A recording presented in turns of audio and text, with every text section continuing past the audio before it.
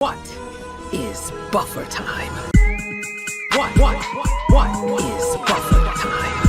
Is what buffer time? Hey there, buffer timers. We're here again on a Sunday. We're going to be talking about some disco, the episode Mirrors. But before that, let's go around and introduce ourselves. I'm Dustin from Best of Trek, Worst of Trek. Hi. I couldn't think of anything witty this week, so I'm just L. And I'm Scott of Opinions No One Cares About. All right, Ren should be joining us. Having a little trouble here. We'll come back to that. The only piece of news we have is that Paramount CEO may be out as early as Monday. It looks like the Skydance merger is coming together. It's not finalized, but there's a lot of rumors flying that that at least the CEO isn't going to have a job here by the end of this coming week. Well, that's just great. I'm really worried it's going to be like, we're going to send one kid to their aunt's house. We're going to send another kid to like their second dad's house. Like, I'm really worried it's not going to all be. Do we have a Ren? We hear you, Ren. Renish. Yes. Oh, heck yes. Cool. I don't know if we'll get the camera to work. It's not like detecting my camera. That's weird. I'm so sorry. It's all good. At least you can hear me. I can just be a weird void on Locke's mouth. What I meant to say is that I just hope that at least the majority of the Star Treks, if they go to a different service, they all go to the different service and not like, well, we have Prodigy on Netflix and then Amazon gets Discovery and then, that sort of thing. That's what I'm really worried about. Yeah, Ren, you just got to take off your helmet. But then I'll be inflexible. This is in the dark. All right. Let's start right at the beginning. How do you feel about the episode starting with a personal log from Book?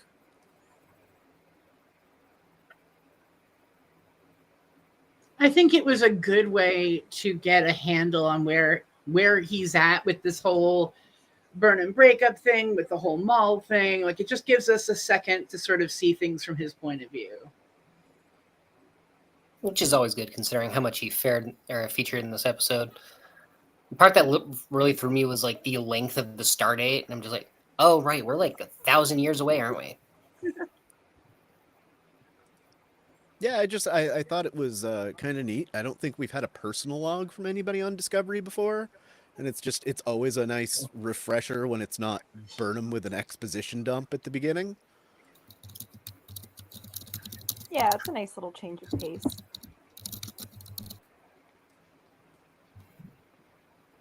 Has Rayner learned anything and changed from his experience time jumping with Burnham last week?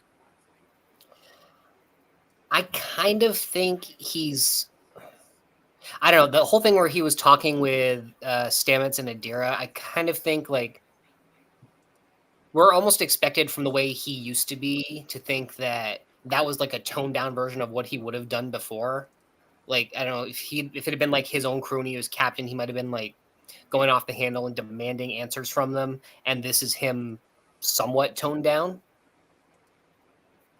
I also think there's still a level of struggle here, both with just Rayner and the crew, as well as Rayner with Burnham. I really wanted to take a moment to compare how Rayner interacts with Burnham about the captain going on the away mission versus what Riker would do to Picard. Oh, yeah. So if you guys have thoughts on that. Yeah, I did think that when he spoke up to her, and this has been a problem for Burnham, and I really thought we had solved it last season when Rillick called her out and like she started to get that she can't save the universe by herself. I kind of get this one, like, all right, it's this is a very important mission, but yeah, At the same time, it does feel like she should have taken maybe a Starfleet officer with her also. Somebody. Yeah. Somebody. Like, I don't know, but it just seems like you're asking for trouble when you take along your recently ex-boyfriend, who you may or may not still have feelings for, who himself is going to have hesitation in the situation because of who Maul is. Like, bring a red shirt with you. Not that they're red shirts anymore, but you know, bring an ensign that we've never met before. Whatever. Just something to make it sound like Bring a bridge crew that we've barely met before. yes. But the thing is, I kind of think they did that just to help hammer home, like, just the title of the episode, because I'm sitting there watching it and I'm thinking, okay, yes, this does have to do with mirror universe stuff because they're not on the USS Enterprise. But I think they're also trying to get us to look at the fact that Maul and Locke and their relationship it kind of mirrors Burnham and Book's relationship. And that's why they needed the two couples there duking it out. Yeah, it was really. But you can always I love like the stun. It was nice to see more of it. Also, like, I love Locke and Maul. They're so cute. So following up on that last question, do you think Maul and Locke are changed any after teaming up with Book and Burnham? I really don't. I really think Maul thinks Book is full of shit. And I have a question about this later, and we can do it later. But I will mention very quickly. I think Maul played Locke, and I would not be surprised at any point in time if there wasn't a turnaround, because of the way we see it begin. It looks very much like maybe if I can get this guy on my side, I can get away with more shit. And maybe that turned to real love. Maybe she's still playing him, but I wouldn't be surprised if she turns coattails on him. I don't know. I think she actually loves him. Like, every chance she got, she was basically like, Locke is all that matters to me. Fuck everything else. Fuck everyone else. Except for the progenitor tech. Like, that's sort of the crux here, is that they're going to keep getting chased both by the Federation and from the Breen. Yep. And if they just gave up the progenitor check to either party, I think they would get stopped being chased as much. So it seems weird that they don't even consider maybe it's just better if we get the Federation off our tails. Like, I don't know. Especially when they offered to replicate the item for Starfleet. Why can't they just do that for themselves and see if they can't sell them a forfeit, like a forgery? Here's the thing about that. Did they bring that up to plant the idea in people's minds that maybe they already did do that for themselves? Because at the end of this episode, they just take off. They don't have any more. They supposedly don't have any more pieces of the puzzle or any clues. So how are they going to factor into the rest of the season? Maybe they already went and did that for themselves so that they can stay in the game. Maybe. Although the idea of how they're going to get like all these other pieces that they didn't get their hands on is beyond me. Follow Discovery. That's what I'd do. Well, now they don't even have a real ship, and I still, I meant to rewatch the scene at the end. I still don't understand what they actually got away on, because one thing that was one of the things that bothered me about the episode, that they took the time to tell us that there are no more shuttlecrafts, there's no other way off.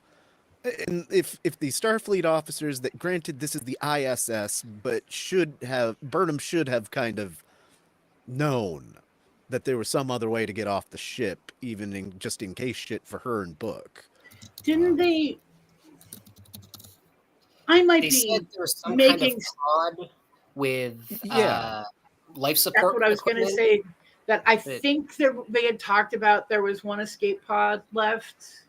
But it has like warp and like a good enough warp that they got away, but they have the trail, but they didn't follow them. That's where the episode loses points for me. Like the whole thing bothers me. But as for my answer to Maul and Locke, I do think they are a genuine thing. I don't see why she'd play him after everything that they laid out that they'd been through. Getting away from the Breen. I think it's genuine, and I do think they may have learned something out of this encounter and changed a little bit because both. It's not so much Maul. I think you're right about like she's not buying books bullshit. Okay, but Unfortunately. Locke did seem to like come around at least for a minute when he's like, can you at least get us in the same cell together?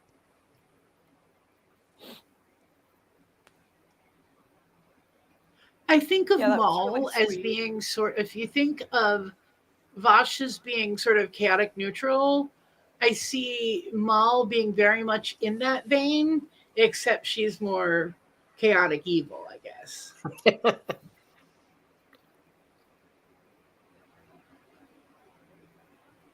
I agree with Gannon Gannon because he makes a agrees point. with me. Oh. You must be pleased that your Yeah. prediction about Locke being a Breen was correct. I got that. up in my living room and just started screaming, called it, called it, called it. I mean, it was getting pretty obvious, so I think the Yeah. reveal would have happened sooner. But I did it from day one. As soon as I saw his face go jelly when they took the thing off, I was like, Yeah. I hated that the whole what Gannon was saying about 2 seasons in a row where it's because of love. Well, last season was just I didn't buy it. I didn't dig Tark at all. I think he's one of the worst written characters in all of Star Trek. I genuinely am. I'm with Scott's moniker this week. This is a relationship I'm into with Maul and Locke, and I'm genuinely interested to see where this goes. I hope they get away somehow and end up somewhere together. I feel like maybe that will be the case instead of one of them totally dying, since it seems like we had our little near miss, but now I'm like invested. okay, I'm gonna name. They were okay. So in this episode, Maul talked about a planet in the Gamma Quadrant that her father used to promise they would live on someday, and that it's absolute paradise. Is this akin to either Shakari or where Tarka wanted to go to be with his boyfriend? Like, are they all the same place, you think? Yeah, I mean the idea of an Eden, I guess. Yeah. Just that disambiguous idea.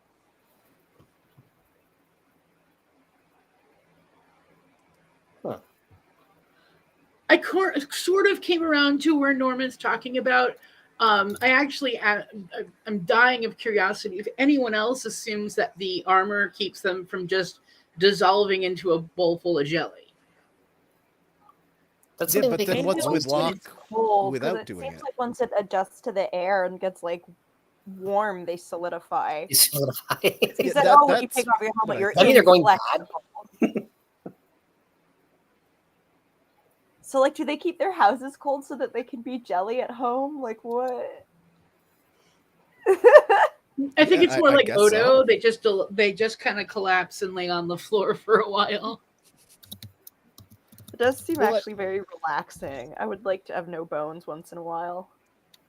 Good point. Moopsy would not like that.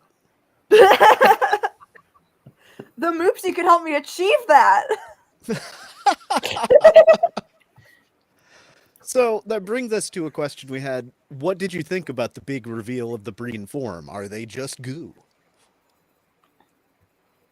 The word evolution popped up, and I was first thinking, I don't think that's how evolution works, but does it also, it might also like signify that, that's not always like how the Breen always were, and they like had a solid form, and now they do this. Maybe the progenitors added a little spice when they were seeding their planet. I maybe won't look at it as evolution per se, but more like racial adaptation. I don't know to what, but we don't really know anything about the planet either. Like, but maybe it's not necessarily evolution as much as like there was something that caused this to happen. Gannon? Hey, can you, Oh, now we have I don't have a some video right now. It's not like connected. weirdly the Fine. same thing Welcome with to Rand. Void. Yeah, no, I just wanted to wonder ask Purdy you guys issue. a question, because it is the final season. Mhm. What do you guys feel about that damn plaque that was on the ship? How they like spent the time to like sit in a room and design a plaque and leave behind their lore so that somebody could maybe find it on their lost ship in this fluctuating wormhole. I don't know how I felt about that. I felt like there was like 3 times in this episode, and I did like the episode. I felt like it was good enough, but it was Mhm. teased in the episode ender to kind of be something great, like, oh, we have an ISS Enterprise coming out of a portal. This is something to look forward to, and I think that it was really underutilized, the mirror universe aspect. They just kind of wanted to use an Enterprise set and put a bunch of stickers of, the Terran universe around.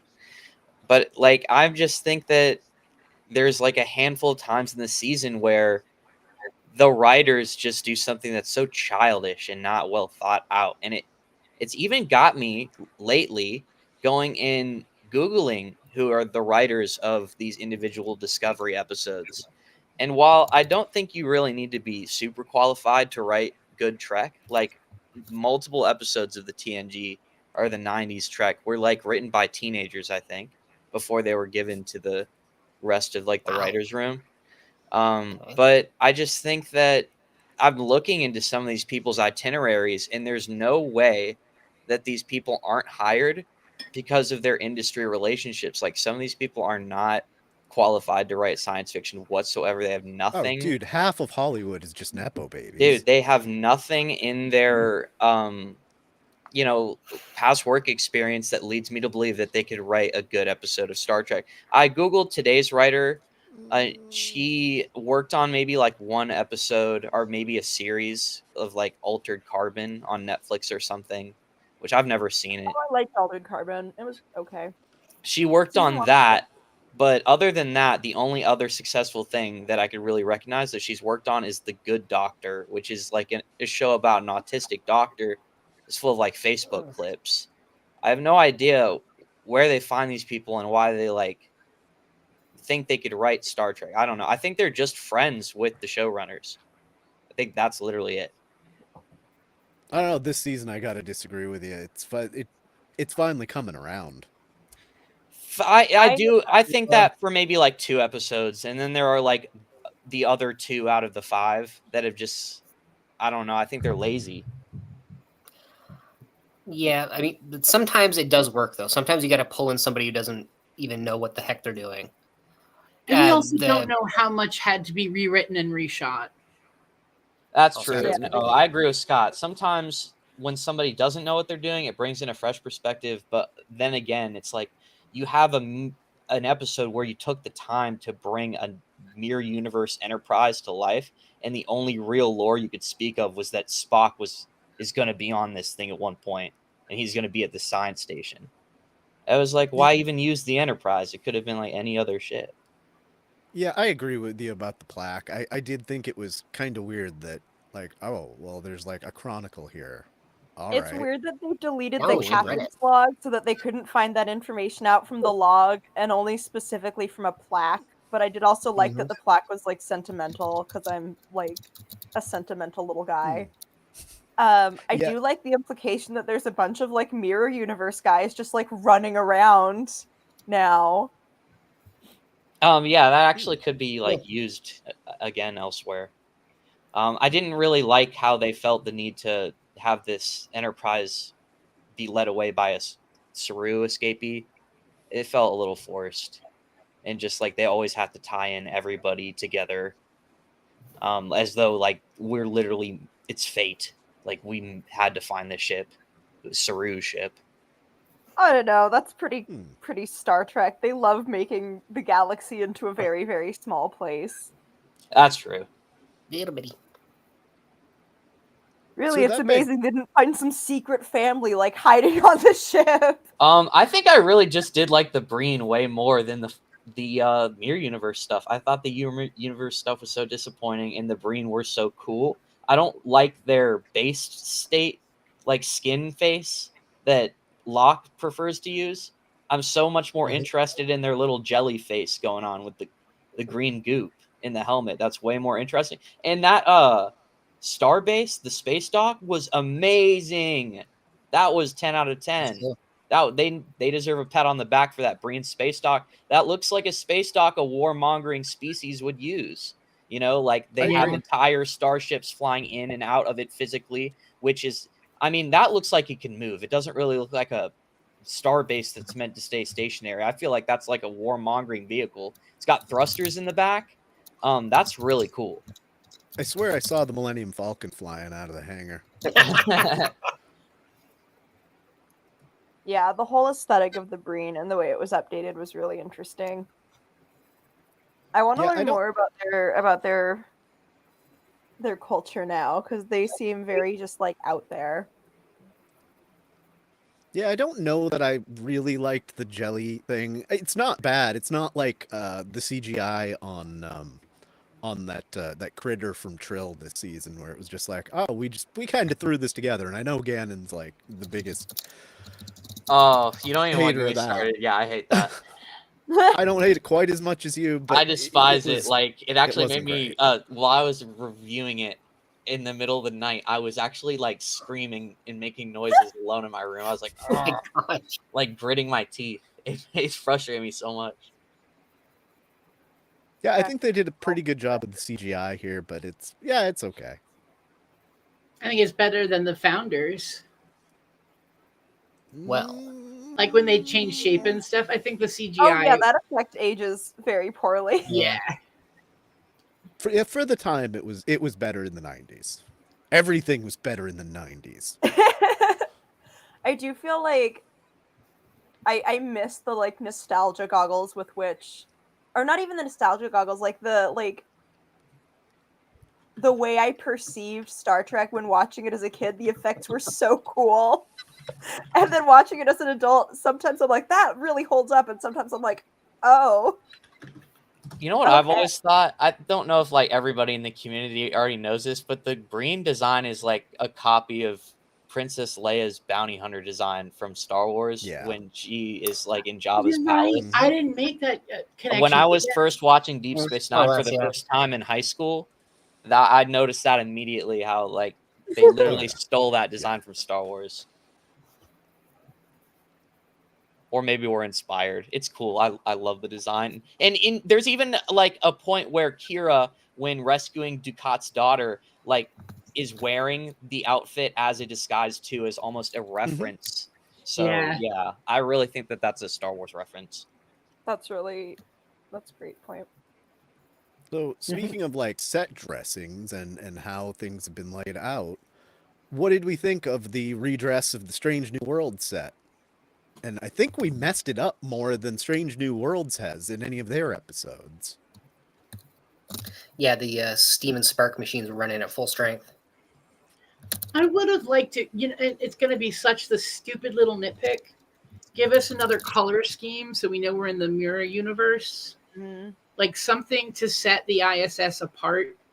Because I could see someone, like if they tuned in halfway through, they'd have no idea that this is the Mirror Universe Enterprise. I mean, make the lights purple, something. Well, yeah, I was gonna say it's just the lighting. But I'm just saying, like, make some mark that says this is different from what you've seen before. Did anybody else think that it kind of sucked that it had to be Pike's Enterprise too? Like, I really wanted it to be Kirk's and for them to make some reference to Mirror Mirror, like how he had. Well, they almost couldn't because I've said this in my review. Kirk had this insane Death Note device in his starship that allowed him to kill anybody remotely just by thinking about them, like the Death Note. And that's literally more dangerous than the Progenitor's technology. There's no way the Progenitor's technology could be that dangerous. But you're talking about somebody that's just on the ship. that he can do that too, versus like the progenitors check that you can introduce into an Oh, ecosystem. bro, wait, can that only kill people if they're on the Enterprise? I thought it could just Pretty murk sure. them. No, I really? I At don't least think they said that in the that's the sense episode. I get anyway.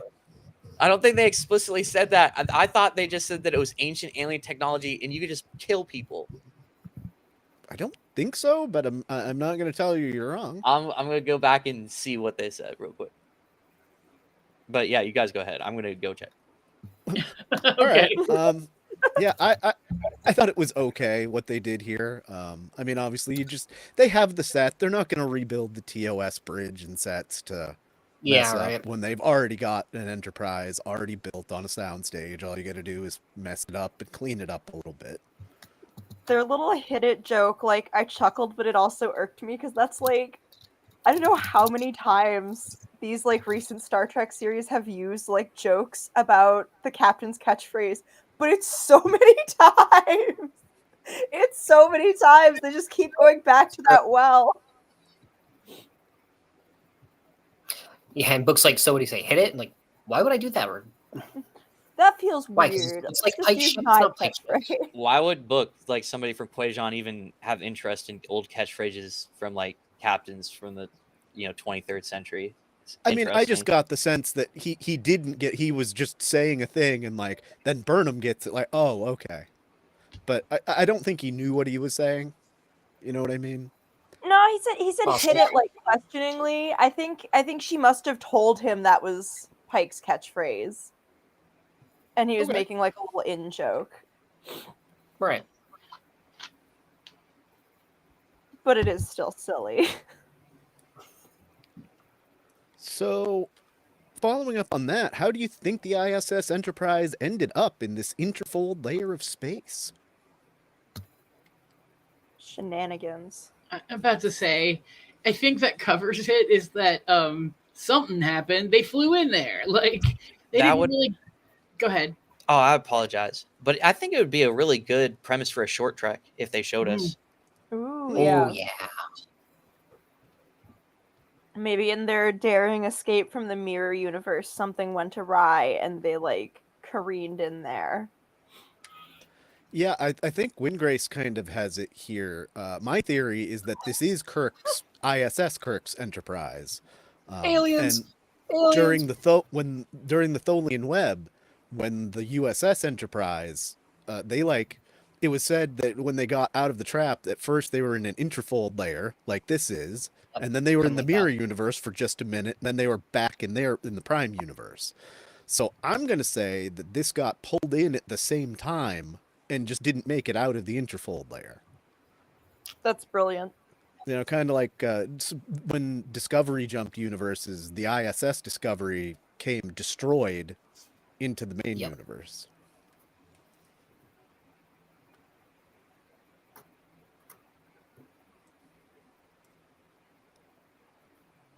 All right, no more theories on that. The last thing I have about the ship itself isn't even a question. It's just, so Reese finally got his Constitution class curves. Yeah. Yep.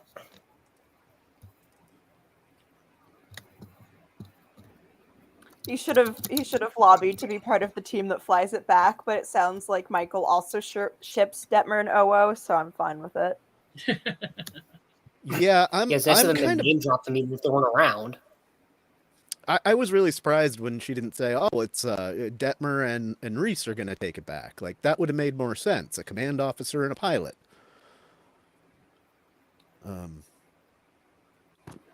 My headcanon is she also ships Detmer and OO and is trying to get them together by sending them off on a long mission together. Yeah, I'm kind of hating the fact that they're just literally background characters this season. And if they don't come back from Earth fucking married, I'm going to be upset. I mean, what were they doing for this whole episode anyway? Literally nothing. Because it was the B crew on the bridge. Nothing. Like, I like Raynor, but I'm still really annoyed one of them didn't get made first officer. Like, that just... Right? That just sucks. All of them have been, like Harry Kimmed. Is going, forward 800 years not enough for you, Captain? You have to, pick some other guy? Like, we went through a wormhole together. Did you forget about us? right? Yeah, Like they have she more. picked a disgraced captain over like any of her loyal crew. Like, come on. Have They we? have more commanders and lieutenant commanders on this ship than any ship since the Enterprise E. Yeah. I just wish Rayner came earlier and not at this final season because I kind of like him now that he's like warming up to the crew. And I wanted to mention this earlier, but I love how they're teaching us about Kellerons and he's dropping the boiled cakes and the Kelleron mash. And What- instead of going back to Trill, it would have been so much more fun to go to Kelleron, or I hope they go to Oh. Kelleron before the season ends. Yeah. Because they're just showing us how black and white and how dickish the Kellerons are. We already kind of got that from the Deep Space Nine episode, but as soon as I learned, one of my viewers told me that he was a Kelleron and not like a Vulcan or Navarian or something. I was like, man, I like this guy so much more now because I understand why he behaves this way, because that's like really core to his species. And then I started liking him so much more. Del, you had something before we get to boiled cakes? Yeah. I'm gonna need your guys' help because I was thinking about the idea of who they would have promoted. We've seen in the captain's chair, we've seen Saru, we've seen Tilly, but those are not choices right now. We've seen Arium and the blonde girl whose name I don't remember. Nielsen. Nielsen. Yeah, they said she's gone. Have we seen mentioned. He's on the anybody else? Voyager. Yes. Have we seen anybody else in the captain's chair? Like anyone who would have the experience to maybe be promoted to number one? Only like Reese. Tilly, right? And she failed. Yeah, I'm like flashing on someone saying, Reese, you have the con, so Yeah, temporarily. maybe. At least during when Saru was there, he's the second officer. That's true. I think Reese took the con in the one prison episode where the Yep, people he in the did. prison. So they could have promoted him. Yep. Yeah, I was really thinking that when we came into the season, since every single season has had a new captain of Discovery, we were going to get like Captain Reese, and Burnham was going to move on to be an aide to Rillick, who we have not seen enough this season. I Yeah. think we're going to have a whole political episode with Saru and Trina. I think they're going to try to do one episode that's just about all the politics and their relationship. Yes, Probably the I am wedding such a episode. Linus stan. I definitely would love to see Linus in the captain's chair. He is hands down my favorite background character. And apparently he wanna plays piano. Who knew? Kind of Linus spin-off. I don't care if they have to come up with like some contrived reason to make him be at Starfleet Academy or something. I need more Linus in my life. Yeah, I want to know about him getting stuck in the replicator.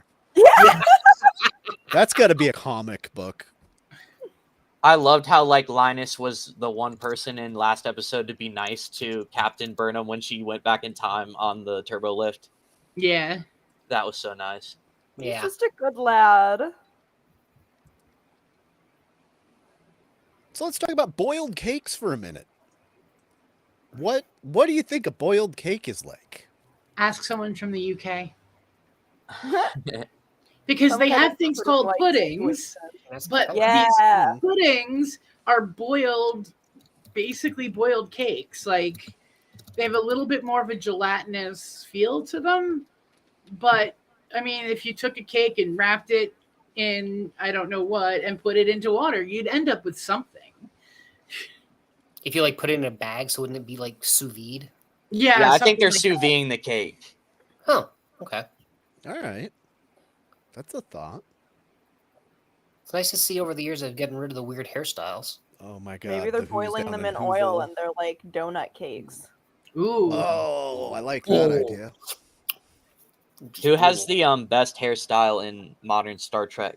For me, I think it might be the helmsman from Strange New Worlds with the tapered cut. What's her name? Ortega's, yeah. Ortega's, I think, has a really She cool flies the haircut. ship. I gotta go with the peak. The Pikes Pike, feet. Mm, the Pike Mountain haircut. Yes. It like I like it, but it also kind of makes me miss season 2 Discovery Pike. Yeah, I was gonna say it's wild when you go back and watch Discovery and his hair is so much more subdued, and then you go watch Strange New Worlds and it's like the hair is here. Yeah, but the correct answer is Boimler. It's spiky and it's purple. What more do you need?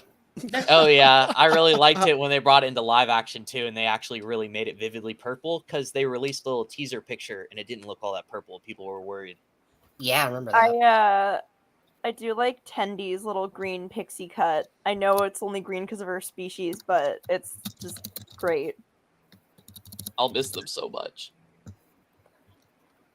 Yeah. Yeah, that's a whole other I- can of worms.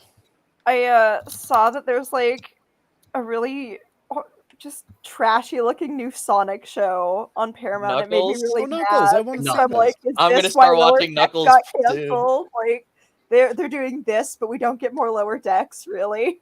Who's this for? Who's I don't watching know, it's- Knuckles? I want to watch think- Knuckles. Do you think CGI they're like? Knuckles? Yeah, sure, why not? I liked the Sonic Cool. movies. It's right in the sequel, but I think Fair the enough. Knuckles might be the only thing out of the new CGI Sonic stuff that I want to watch because I watched the first movie, the one they had to like revise, and it was terrible. It made me not want to watch the second one. which he was Yeah, in. I don't love them, but I think they were both pretty good, and Knuckles is my favorite character. I'm gonna watch Knuckles. I'm Let's gonna give it go. a chance. I still got the original Sonic and Knuckles lock-on cartridge for the Genesis. Dustin, our favorite Star Trek fan, Kid Cudi, is actually in Knuckles as like a villain. Oh my god. So he's like later he like fights Knuckles with Alright. power gloves. Why not? Well, you just gave me enough reason not to watch it. Well, I mean, I'll try anything. I just want more Lower Decks. I mean, I don't think we're done with Lower Decks. I'm almost certain we'll get at least one like proper movie, or at least like long trek kind of movie, or another cameo. I'm gonna be really disappointed where we got where we got Boimler and Mariner. We need to get one with Rutherford and Tendi in a live action trek somewhere. Yes, it's Another maybe cool thing to do in a short trek is to like have them come out of a portal for like a minute or something.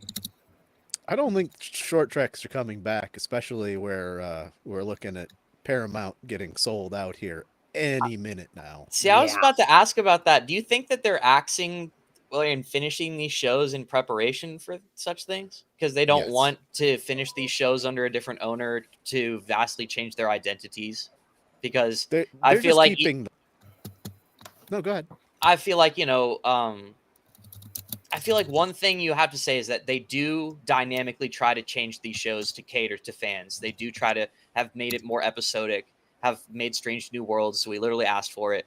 But they do really, like, I'm watching the final season of Discovery, and it's like, well, this is still Discovery. Like, they didn't really budge. Like, this is the same Oh, Discovery no. for the most part. And so I think that maybe they decided to end Lower Decks and Discovery here right now just so they could keep the identities of the show without maybe other people changing them. Or I don't know how production works. Can they even change it? Or would they have the same showrunners? Can they fire them? I don't know. We talked about this kind of a couple of weeks ago, and my answer here is that unfortunately, when it comes to Lower Decks right now, where like all the streaming services are in survival mode, it is all about new subscribers. What is Lower Decks for? Oh, Star Trek fans who are like That's the existing one. subscribers. And I've That been, we're already gonna be, Yeah. part of it. It sucks getting rid of it, but I can understand it from a business point of view. It's not bringing in anybody new. yeah. And I mean, 5 seasons is decent. You don't want it to turn into TNG in its 6th and 7th season. And the 6th season did have a couple of really good episodes, but it started to get garbage. And then season 7 was just, we had like 2 good episodes and some not so great. So it's best to end on a high note, and especially where, Tawny Newsome is moving on to the writer's room for Academy. That's pretty cool. I did notice them like kind of spamming maybe like a joke or two. Like they were making jokes in season 4 and 5 that were dangerously close to ones that they made in the earlier seasons. So I do think that maybe like 6 and 7, there isn't enough Star Trek to make fun of. There isn't enough archetypes in Star Trek to possibly make 6 or 7 good quality seasons of Lower Decks. This is something that's crossed my mind too. Yeah, I mean, I think there could be, but yeah, after 5 seasons, you start getting burnt out a little bit, and yeah, you're recycling jokes, and yeah, we've seen a little bit of that. But yeah, let's get back on track this episode. What do you think is in the vial that they obtained? What did they find? Oh, right. All right, the plot. I was actually really confused about that. So I don't know. My best guess is that it's one of the elements that you need to have in order to make the thing work. Like, you have to make a potion, and this is ingredient number 1. That is fair, considering that we're only at the 5th episode, and you still need 5 more to wrap up this season, and they have all but 1 puzzle piece. Yeah. So it's gonna make sense there'd be something else that they need to make this thing, whatever it is, work.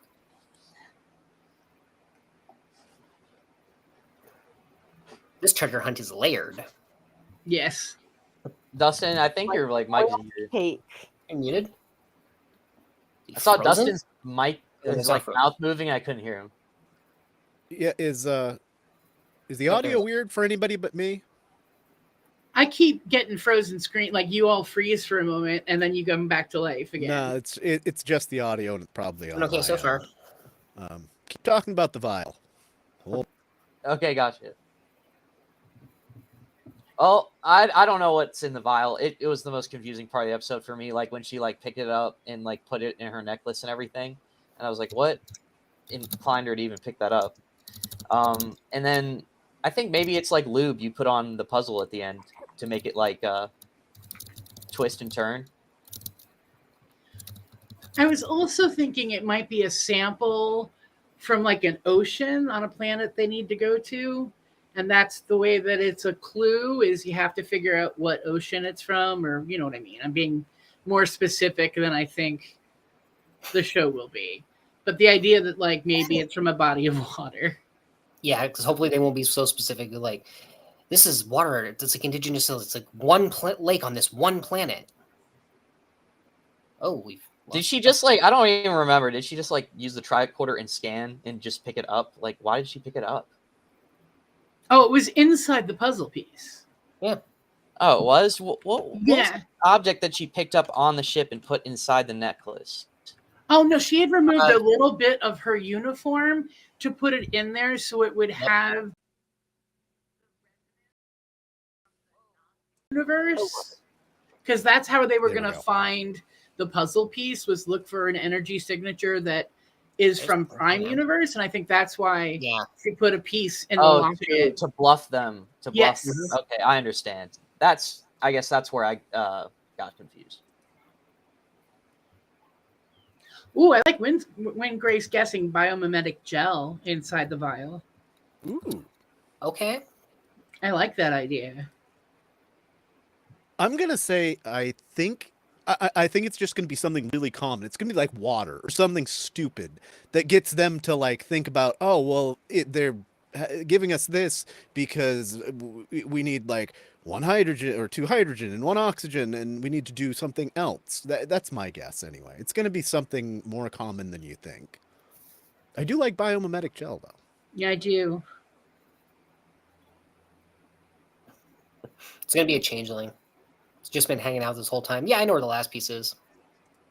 Oh, that's a I was really not good serious. I thought. really don't. Yeah. Okay. It wouldn't surprise me that the Dominion would try to find something like that. That's a fair point. Yeah. That's a really good guess, and I'll be so annoyed if you're right. Me too, because I wasn't being serious.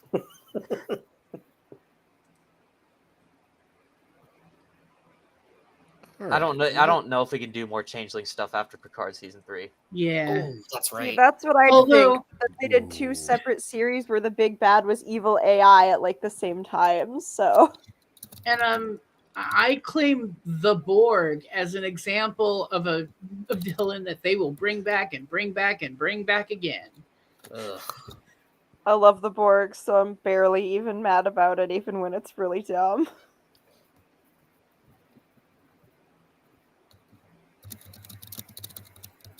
what do you think of Tilly's philosophical meets spiritual talk with Culber at the end? All right, you guys know that I'm a tarot card reader, so you know I'm already a woo-woo asshole. So I'm going to talk about being a woo-woo asshole for a real quick second. Okay?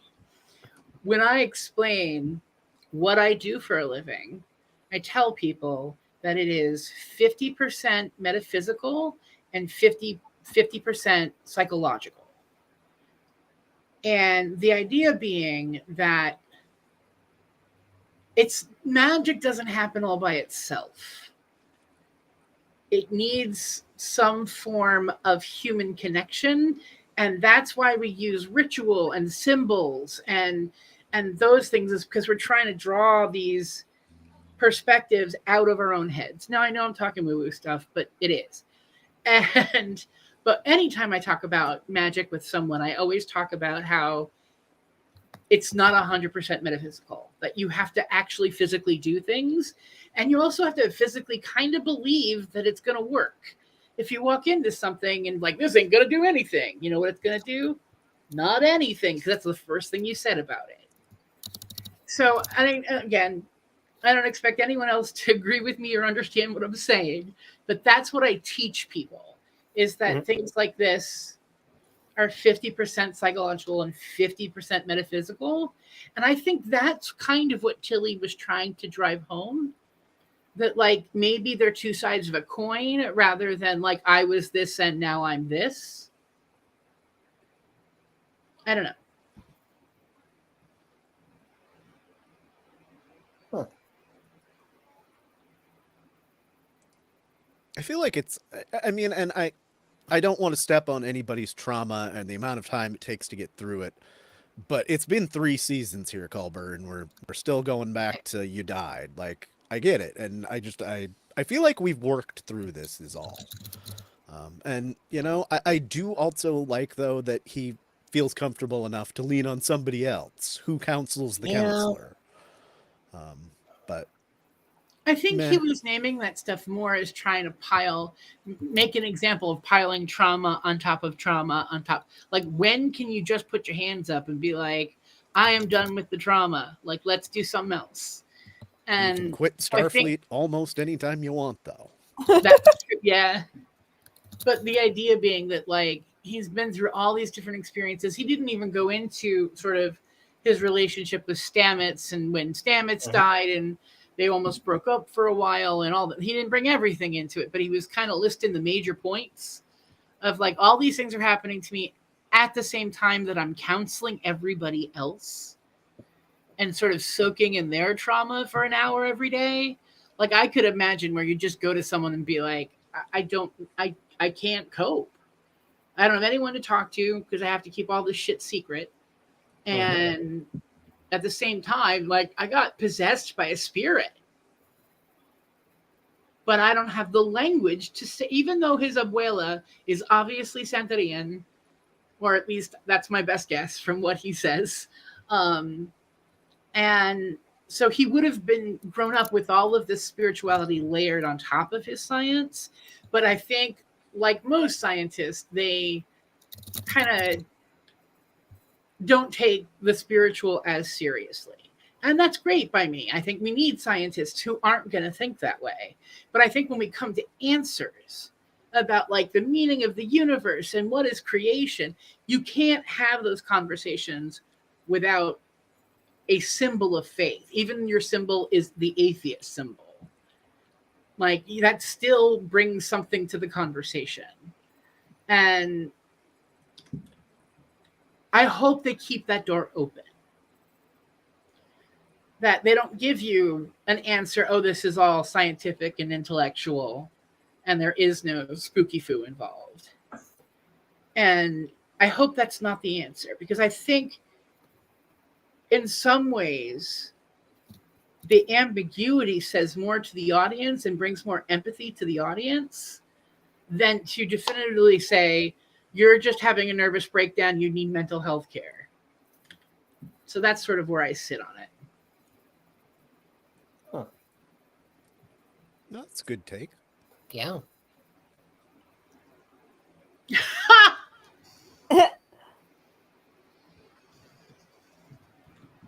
I'm looking at Scott. Oh, I figured you were reading something in chat. No, I was reading the ticker. Yeah, that's Sorry, pretty I mean, you clever. mentioned Santeria, it comes right to I mind. know. It's because it sounds both Roman Catholic and woo-woo. Santeria would be my first guess because Voodoo doesn't seem like it would fit.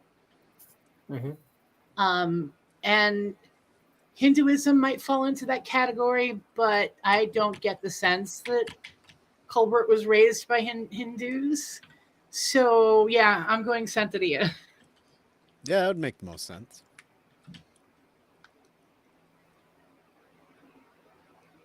Are Burnham's conflicted feelings about Book clouding her better judgment? I think her better judgment's already clouded when she just darted straight into that fluctuating death trap of a wormhole.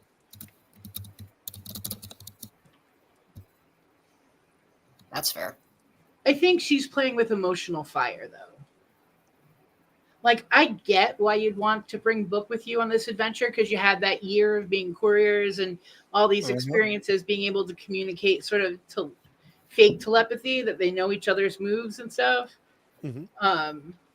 But at the same time, we're supposed to believe that Book is still serving his sentence for, I don't know, blowing shit up. Oh, right. And so why is he being allowed to be the center of attention in this series, in this like season at all? I could see bringing him in because he's a specialist, but he's been there for a little while now. And I don't think Burnham is going to let him go. And neither do I. I hope not. Yeah, but I think at the same time, they're going to have to come up with an answer as to why he's got all this security clearance and all this support from Starfleet when he's technically like an inmate. And again, we go back to the fact that she didn't bring anyone else with them, not even someone so that if Book turned, that she'd have backup. You know how in like modern times when you have a criminal record, you're not allowed to own a gun? I think that like when you kind of almost destroy the entire galaxy and Earth, you shouldn't be able to pilot a shuttle with warp capability or something. I don't know. Yeah, I mean, like there is really not any good reason for why Book was allowed other than the showrunners want Book to have more screen time. They wanted his actor to be present in this episode, and they didn't want to utilize any of the other cast members and pay them. I don't know what was up. Yeah. Two things. You've got I think it's to show the dynamics between like Locke and Maul are in love and they are a pair, and so are Book and Burnham. Yes. And the other piece, exactly how he got himself onto this. Like, she didn't want to take him at first. He talked his way onto it because he knew Maul. And like, I kind of get that. So I think it works, and I'm going to be really disappointed if they don't end up back together by the end of the season. My concern, if I were Burnham, though, is that Book would take Maul. I mean, we can't trust his sense of morality right now because we know it's easily clouded. And I could see him thinking, if I can just get Maul away from Locke, I can talk to her and then maybe I can put her on the straight and narrow. But I don't know. There's like 8 reasons why I think that choice just showed that Michael isn't like in Captain Head. I don't know. No, I wouldn't say he's easily. How did you put it? Sorry, easily led, easily. Whatever you said. What I was gonna get to is, it's because his planet got blown up. That's not easily led into anything. That's a traumatic moment, and he's had some time to process that out. So I can see that it makes sense now. Like he's worked through it. He's still working through it, and he's still paying off his time. I was talking about him and Tarka. Oh, okay. Sorry, misunderstood. Like the idea that he just decided one day, fuck Federation, I'm gonna go with Tarka and blow everything up. We know why he made that choice, but at this point, while he's still serving a sentence for that, we're going to let him be the sole companion to a captain as they go into a very dangerous, possibly hostage situation. That's Like, fair. Yeah. it just, the choice makes no sense to me. Like, I get it from a scriptwriter perspective, but like, I don't know. That was my moment of suspension of disbelief. Like, not suspension of disbelief, the other way around. But yeah, where I was just like, that, I get why they're doing it, but it doesn't make any sense. Well, I think it adds something to a plot that wasn't super. Well, I guess the plot's fine, but it added something to an episode where we pulled on the mirror universe thread, but it didn't really feel like the mirror universe. And granted, Not we at weren't all. in the mirror universe, Sure. but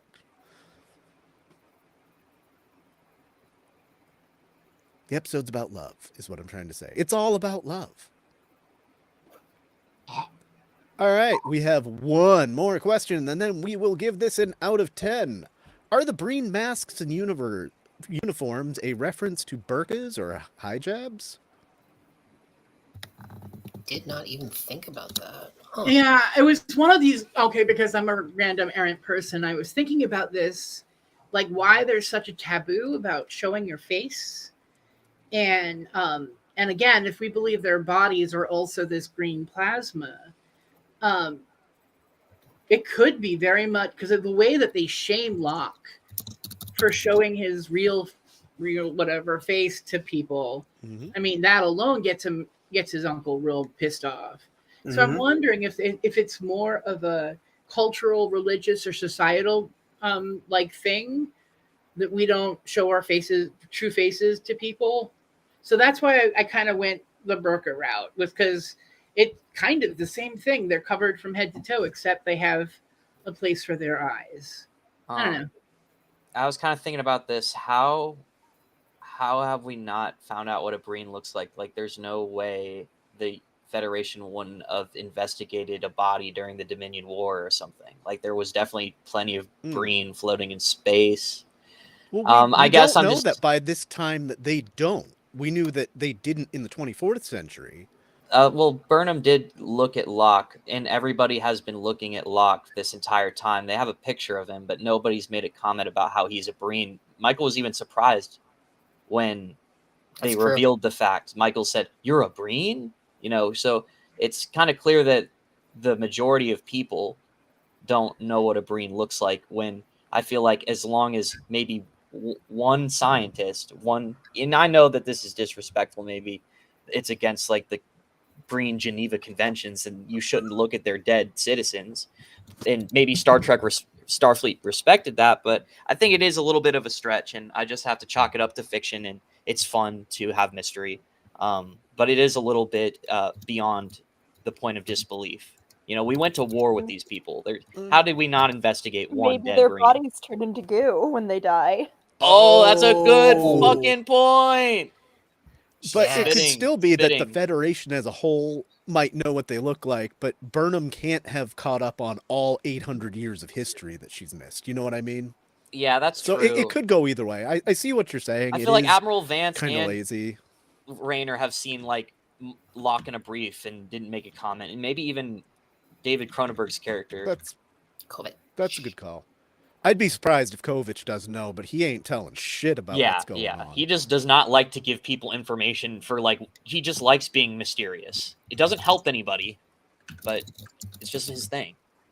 I think we're going to get a lot more about him before the end of the season. I'd be really disappointed if we didn't. All right, that is all I have for questions. Does anybody else have some before we go to out of 10s? You're right, Win Grace.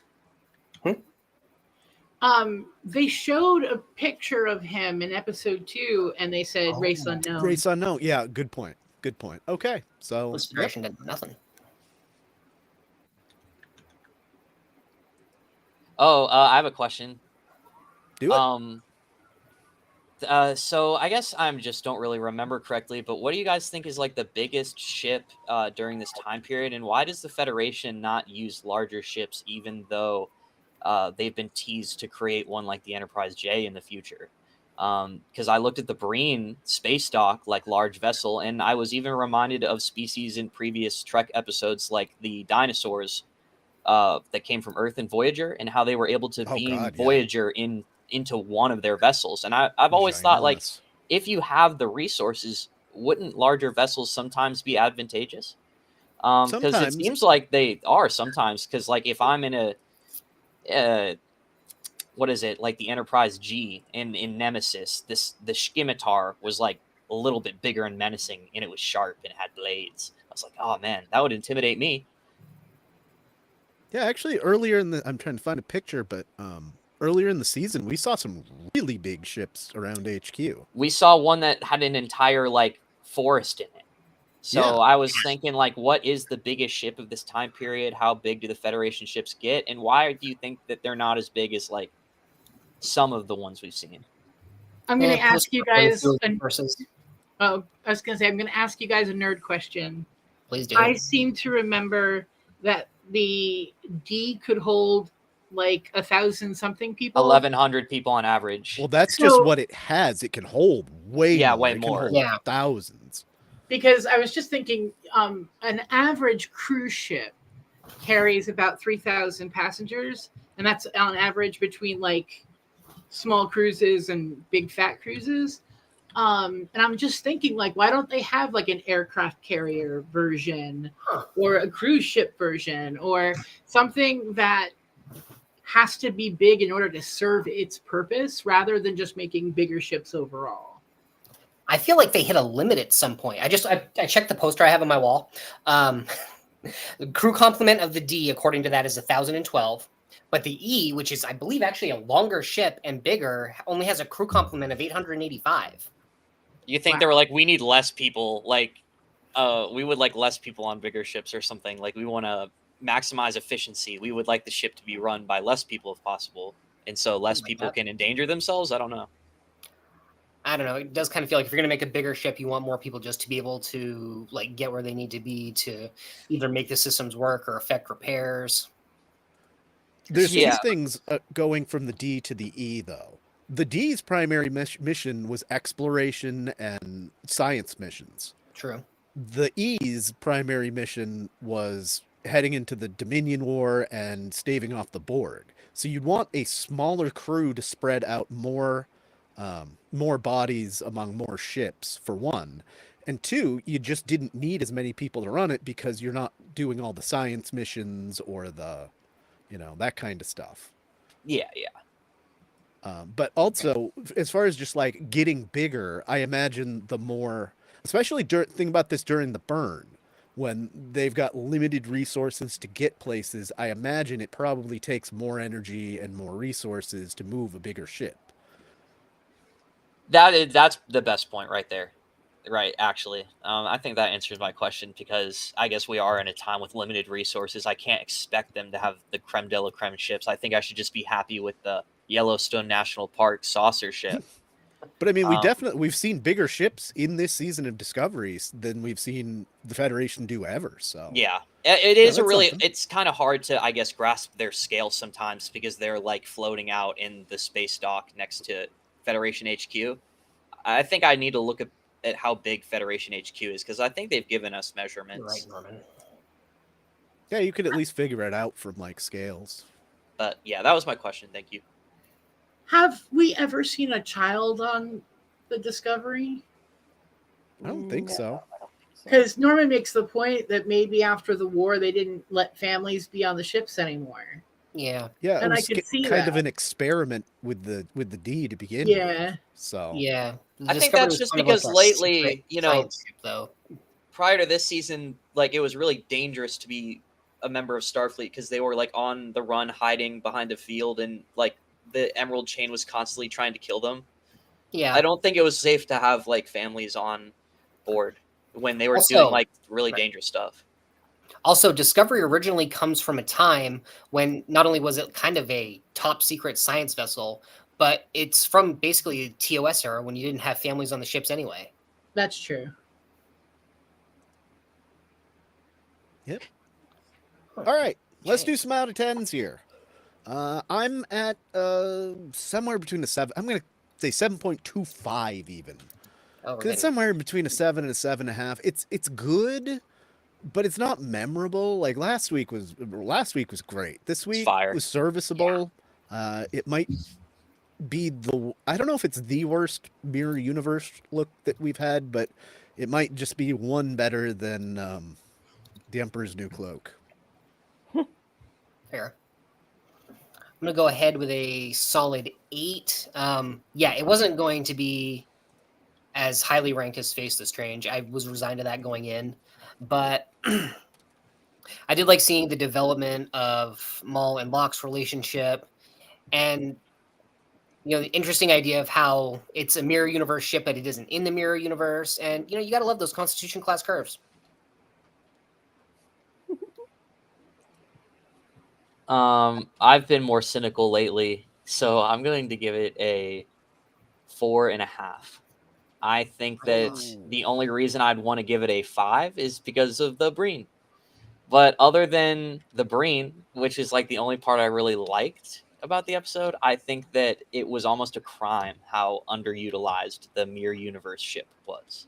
I don't think it was well written, and I didn't get any cool little drops to other Mirror Universe lore, and we have a lot of it to utilize. So I'm gonna give it just a good enough. This episode is not even deserving of a just good enough 5.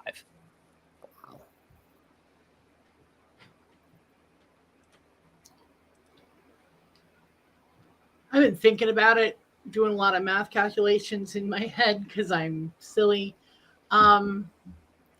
I'm stuck somewhere between a 5 and a 6, but closer to 5. For me, it was just kind of meh. The Breen stuff was great, but the rest of it was kind of predictable and romance comedy almost in some places. So, like, I hope these plot lines develop and become something that really matters rather than just fade away as, oh, they're in love and this is why. Because I still think Maul is playing Locke. But so yeah, I'm gonna say like a 5.75 if we're doing decimals this week. Had to mess with it, didn't you? Yeah, I'd give it about like a 6.5 or a 7. I'll split the difference, 6.75. I thought it had Let's some go. moments. Huh? I just said let's go. We're all doing decimals. Yeah. Help the old man out. I liked some of the stuff with Maul and Locke. I liked learning a bit more about the Breen, and I agree that the mirror universe plot was tragically underutilized. And it's unfortunate that they felt the need to, like, I guess, use that instead of just spending more time on developing the Breen and the stuff with Maul and Locke. Like, it's weird because we've hardly been getting any B plots this season, and then they finally give us one, and it's more interesting than the A plot. Agreed.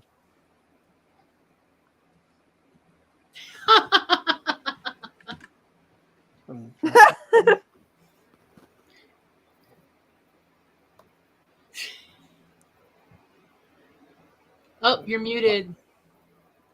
Unless you're not counting out loud. He's just doing air math. Okay. 6.65. That's the average. Wow.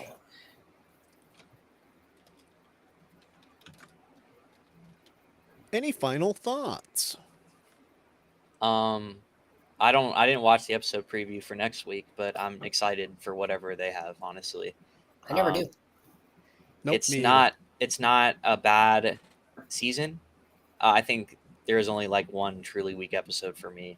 And Dustin knows it's the space bugs. But I'm looking forward to what they can cook up for the other half. I'm really excited. I like the Breen. I hope so, because that's been Discovery's biggest problem. They get through 3 to 5 episodes in a season, and then it usually falls off, and then we backload everything in the last episode or two. So I really hope that you're right, and that this continues to be a fun find and hide and seek quest that we're going on. Right. Gene Also- would want me to be optimistic, I think. All right. Well, this has been fun. We'll come back next week with another episode. And until then, let me thank everybody. Thank my co-hosts, even the ones that couldn't make it out of their Breen helmets. Thank you all for watching. And until next time, live long